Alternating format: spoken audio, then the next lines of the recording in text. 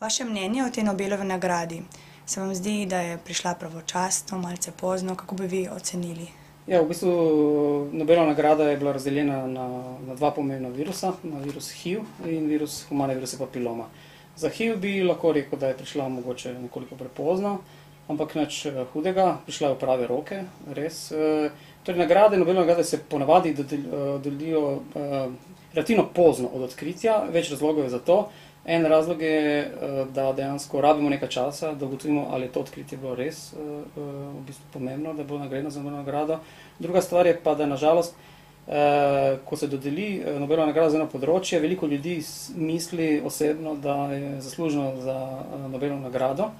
In potem tudi nekaj časa rabimo, da se čas pokaže, kdo je dejansko bil tisti, ki je pri določenem odkritju igral najbolj pomembno vlogo. Namreč v preteklosti, pred drugo svetovno vojno, je bilo nekaj Nobelovih nagrad podeljenih, za katere se kasneje izkazalo, da so bile prišle v narobe.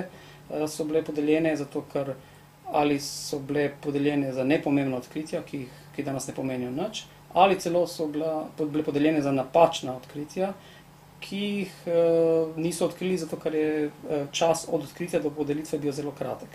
Slaba stran pa tega podaljšanega obdobja je, da se lahko zgodi, da določena oseba, ki nekaj odkrije, lahko umre. Namreč Nobelova nagrada je takšna, da se ne podeljuje posthumno. In potem seveda, ker ljudje se zapomnijo samo zmagovalce, tisti pač potem jih izbrišemo iz zgodovine. Tako se recimo eno najbolj pomembnih Nobelovih nagrad je bila za odkritje DNA v biologiji in medicini. In Nobelovo nagrado bi morali dejansko dobiti 4 osebe. Ena ženska, Rosalind Franklin, je bila zelo pomembna pri tem odkritju, ampak nažalost v tem času, ko so dodelili Nobelovo nagrado, je že umrla od raka dojke in zaradi tega ni dobila in seveda več ne obstaja. Torej, noben študent več ne bo omenil njenega imena, omenjali smo Watsona in Cricka in to je pa slaba stran. Torej, to so dobre in slabe strani. Kaj pa to pomeni ta Nobelova nagrada na področju HPV virusa? Za HPV pa je dejansko bilo potrebno počakati ta čas. Nedvomno je pač Nobelova nagrada prišla v prave roke, torej profesor Zorhausen je absolutno največja avtoriteta na področju humanih virusov papiloma in naredil najbolj pomembna odkritja. Upal se takrat, ko se ni noben upal. Seveda, da bi pa spoznali, koliko je pomembno to odkritje, je bilo potrebno, da v zadnjih 5 letih pride na tržišče v bistvu cepiva proti HPV-ju, kar dejansko ključni dokaz, da neki mikroorganizem povzroča neko bolezen, je ne samo, da povežeš ta mikroorganizem z boleznijo, ampak potem moraš uvesti določene ukrepe, s katerimi preprečiš okužbo in če s temi ukrepi preprečiš potem tudi nastanek bolezni, je to 100% dokaz, da to bolezen povzroča neki mikroorganizem. Torej to cepivo proti HPV virusu, kaj je zdaj s tem? Vsaj tukaj v Sloveniji, ko se omenja to brezplačno? V bistvu imamo 2 cepiva. Kot veste, je zdravstveni svet, to je v bistvu najvišji organ, ki daje priporočilo Ministrstvu za zdravje, je priporočilo junija cepljenje. Dajo določene naloge, ki zaenkrat, kot je meni znano, niso še izpolnjene. Ko bodo te naloge izpolnjene, potem bo zdravstveni svet kompletno vlogo konkretno podal Ministrstvu za zdravje in potem bo ministrstvo dalo soglasje ali ga ne bo dalo. Torej, odločitev v uvedbi tako dragih postopkov, kot je cepljenje proti HPV, je vedno politična, torej o tem se odloča ministrica. Se pravi, kje stojimo zdaj? Mislim, brezplačno, nekatere občine že izvajajo, ne? Brezplačno cepljenje. Ja, zdaj se je pokazalo dejansko, da to ni bilo narobe, zato ker koliko je meni znano, seveda cepljenje bo brezplačno samo za omejeno število generacij, mogoče bo država bolj naklonjena na začetku, v prvih letih mogoče bo cepila 3 ali 4 generacije, potem se pa čez nekaj let bo sigurno končalo z 1 generacijo vsako leto. To pomeni, da vsi ostali, kljub temu, da država tudi odobri brezplačno cepljenje, ne bodo nikoli cepljeni na stroške države. Se pravi, kaj pa glede varnosti cepiva, še zmeraj so neki strahovi? Glejte, za varnost cepiv, kot za varnost vseh zdravil in hrane skrbijo določene organizacije, ki so za to usposobljene. Jaz kot zdravnik moram verjeti tem, kar mi te organizacije, ki so to usposobljene, sporočajo, ker drugače, če bi začel dvomiti v to, kar uradna medicina sporoča, potem ne bi mogel biti zdravnik dober. Se pravi, ni nikakršnih bojazni za posledice, ki bi lahko prišle z leti? Ja, mislim, da v Evropi so tudi določene določeni stranski učinki, ki niso bili povezani s cepljenjem, bili prikazani iz večjih razlogov, tudi mogoče iz političnih razlogov, zato ker plačnik, ki ne želi plačati nekaj, lahko tudi uporablja tudi določene prijeme in potem pač s temi prijemi vzbuja nek občutek, da pač nekaj ni varno in na ta način sebe opravičuje, da ni treba uvesti določen ukrep. Jaz absolutno podpiram uvajanje cepljenja. Seveda uvajanje cepljenja mora biti postopno, mora biti nadzorovano, mora ga izvajati usposobljene osebe in mora biti načrtovano in mislim, da bo kot vsa ostala cepljenja v Sloveniji tudi HPV prej ali slej vključeno v cepilni program. Zdaj bi pa še malo statistiki, koliko je kaj letos žensk obolelih za rakom materničnega vratu?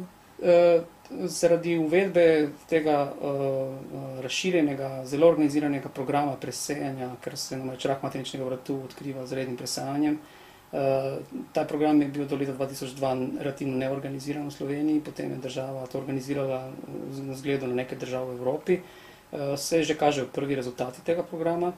Ta program ima določen moč, torej vsako leto je manj žensk, ki jih na novo odkrijemo, ki imajo rak, ima pa tudi seveda svoje omejitve, tudi v najboljših državah se to ustavi na določenem nivoju in po to se pač ne more iti. Tako da je vsako leto manj žensk, je pa paradoksalno zaradi tega, ker se več žensk hodi na ginekološke preglede, vsako leto odkrijemo veliko več predrakavih sprememb, ki jih pa tudi operiramo.